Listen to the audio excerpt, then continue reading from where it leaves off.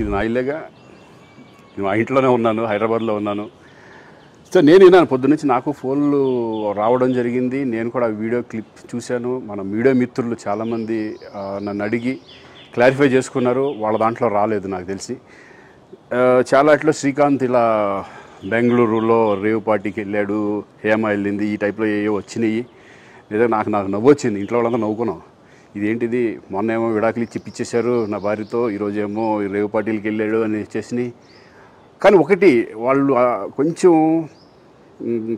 తొందరపడ్డంలో ఇది లేదనిపించింది. ఎందుకంటే వాడెవడో, అతను ఎవరో కానీ కొంచెం నాలాగా ఉన్నాడు. వాడు కొంచెం ఇలా కప్పుకొని, అది గెడ్డం ఉంది, బట్ ఇప్పుడు గెడ్డం నాకు లేదు అని, బట్ గెడ్డంతో నేను షాక్ అయ్యాను. ఇదేంటిది నాలాగా ఉన్నాడు ఏంటి అని నేనే షాక్ అయ్యాను. సో దయచేసి ఎవరు నమ్మొద్దు. ఎందుకంటే రేవ్ పార్టీలకి వెళ్ళే కల్చర్ నాది కాదు, పబ్ కల్చర్ మనిషిని కాదు నేను.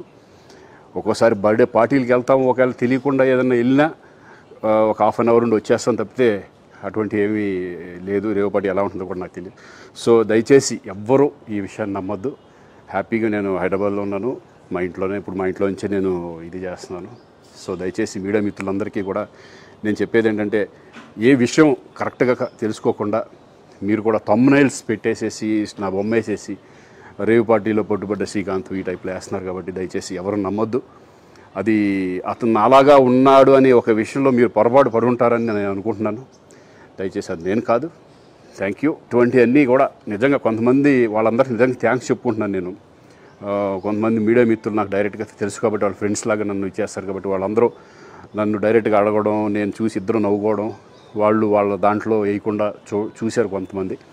వాళ్ళందరూ కూడా నేను థ్యాంక్స్ చెప్పుకుంటున్నాను. దయచేసి ఇవన్నీ నమ్మొద్దు.